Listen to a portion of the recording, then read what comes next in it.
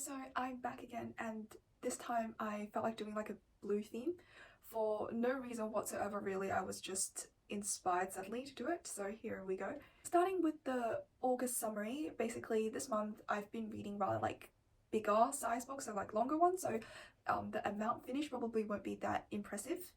And another thing what happened this month was I tend to get into this thing which is kind of like called a reading slump. I think it's like once I read a book that doesn't really interest me, that kind of makes me go through it really slowly, and then it also in the meantime affects kind of my enthusiasm to start other like new books and also like read the other books that I have going on. So that happened a bit throughout the month. Anyway, so I will start with the first book that I'm going to talk about, which I've already mentioned in July's video briefly because I was starting it in July. So basically it is The Rebel by Albert Camus. So I was almost halfway through this book when I stopped.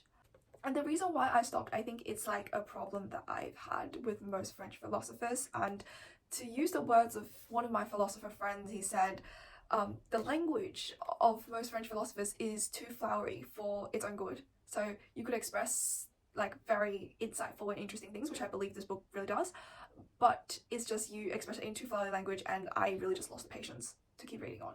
Basically, as the title suggests, this book talks about the concept of rebellion, and what Camus says about it is he rebels because he categorically refuses to submit to conditions that he considers intolerable, and also because he is confusedly convinced that his position is justified. In every act of rebellion, the man concerned experiences not only a feeling of revulsion at the infringement of his rights, but also a complete and spontaneous loyalty to certain aspects of himself.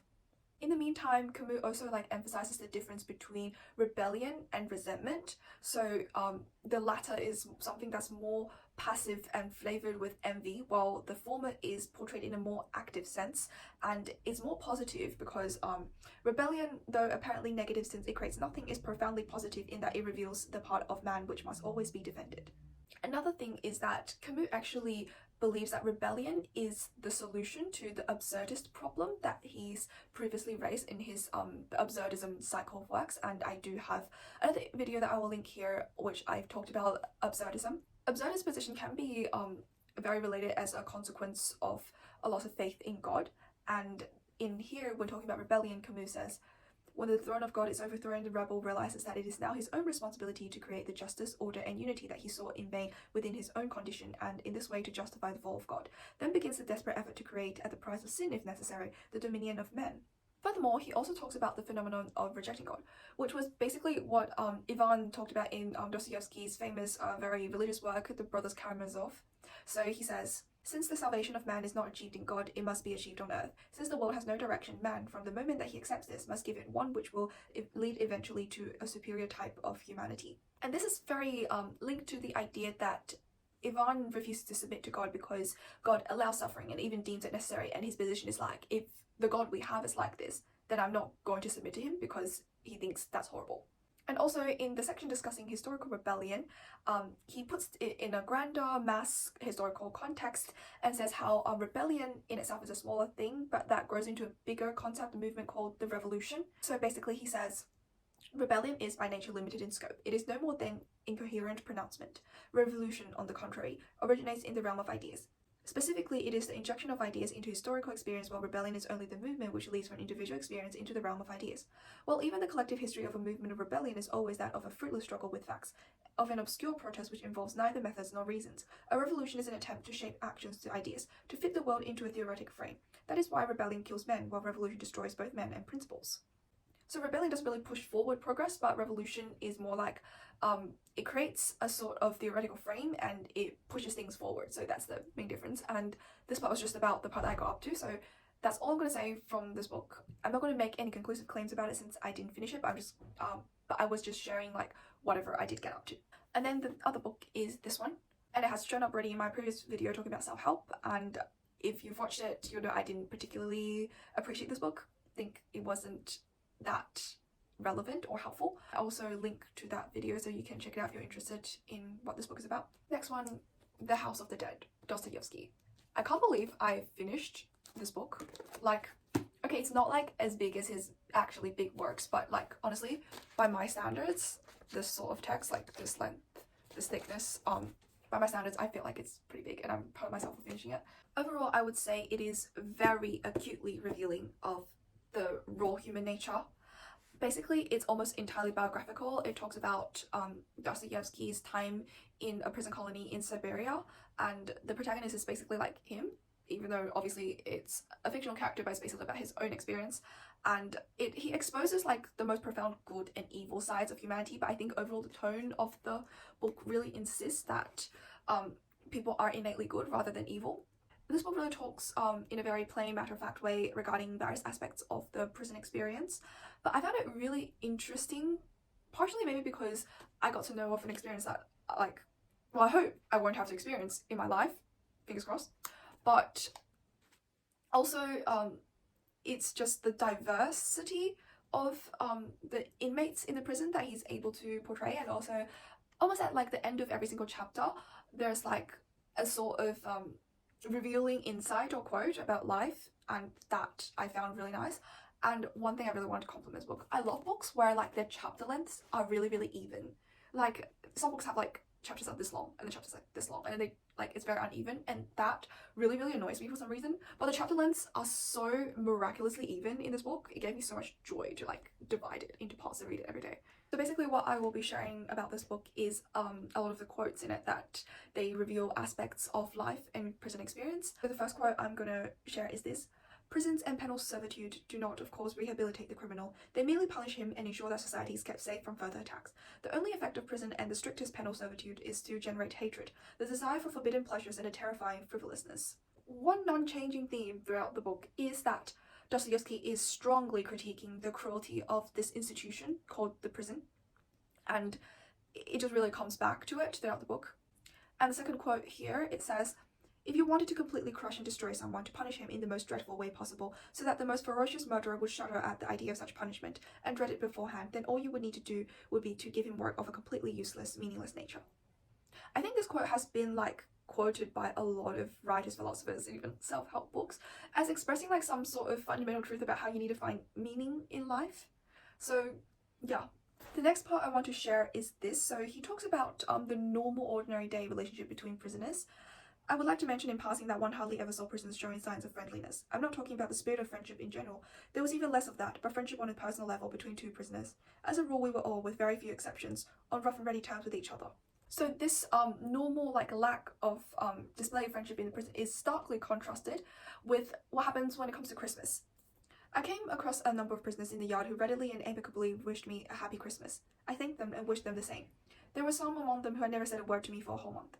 "Why, it's Christmas," he muttered, and realizing there was nothing more to say, he left me standing there and went into the kitchen. So this contrast between like their ordinary day behavior and behavior during Christmas, which obviously is a very, maybe arguably the most important festival in the Western tradition, I think, it really reminds me of when I read a story about like World War One, when like the two opposing sides like put down their arms and just sat down and drank and ate with each other and had like festivities, celebrated Christmas. Like they just both agreed on a ceasefire without any like commanding officers, and that was just amazing.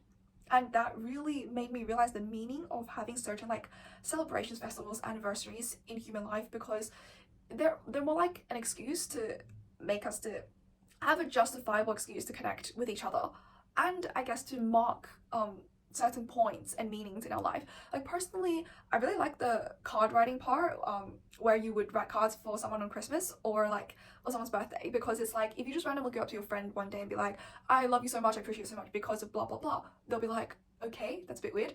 But if you write it in a card, they'll read it and be like, "Oh, that's so nice." So it's like, I think those sorts of celebrations really work the same. So it's like having a pretext for humanity to express their care and connection towards each other that normally be really weird to like express, I suppose. And then I'm gonna share a not so positive part where it says, "Anyone who has experienced this power and been given the opportunity to humiliate in the most degrading way possible another human being formed in the image of God will involuntarily lose the mastery of his own feelings.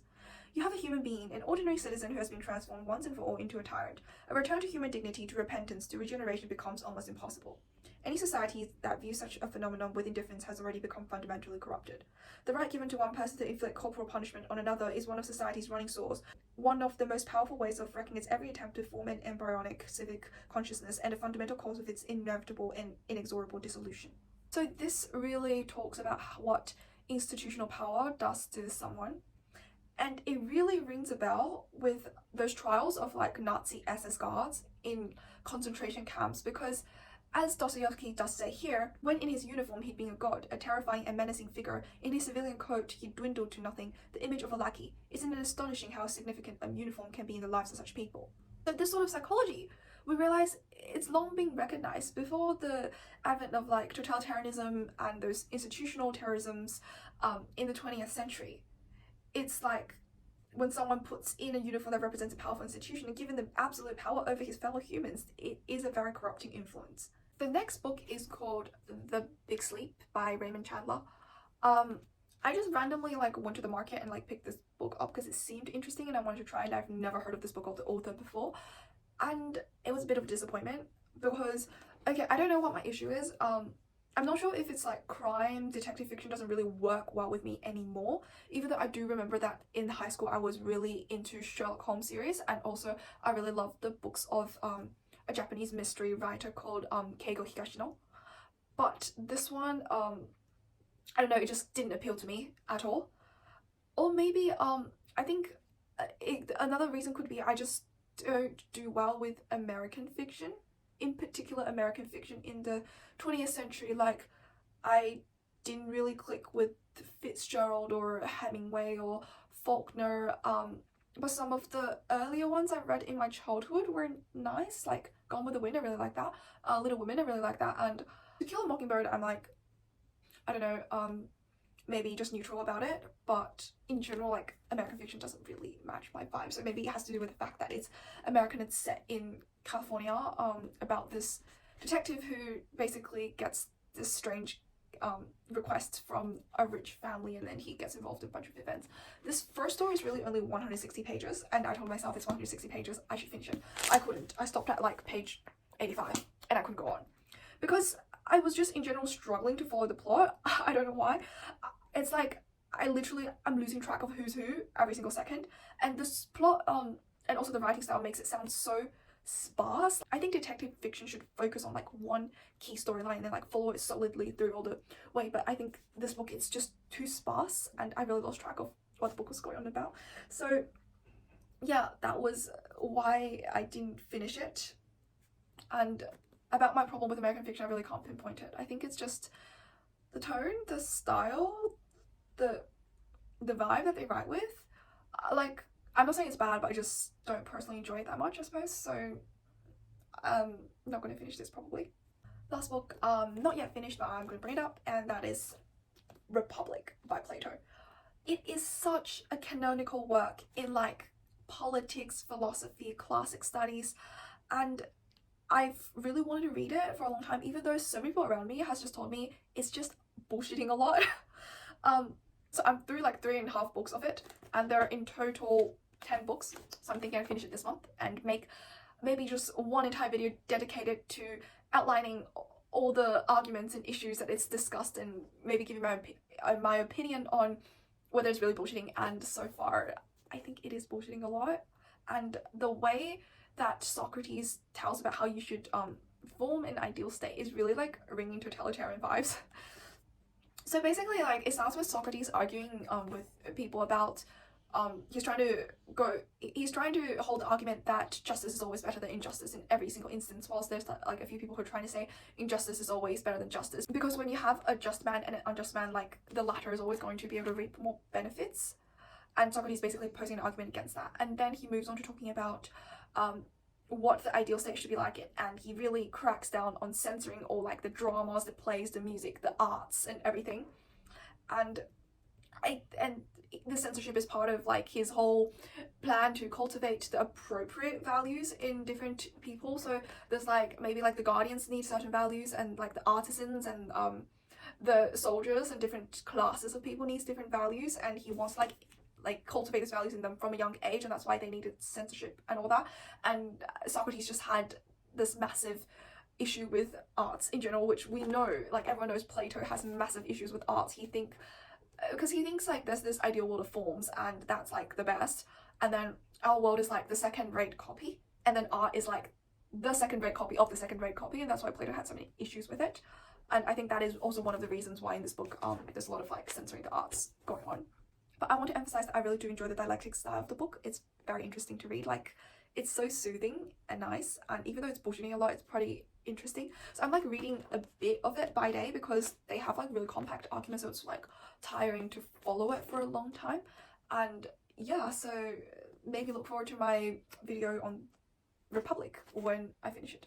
So here is a summary for August, and I think the best book of the month would definitely be The House of the Dead. Thank you for watching, and if you enjoyed it, don't forget to like and subscribe.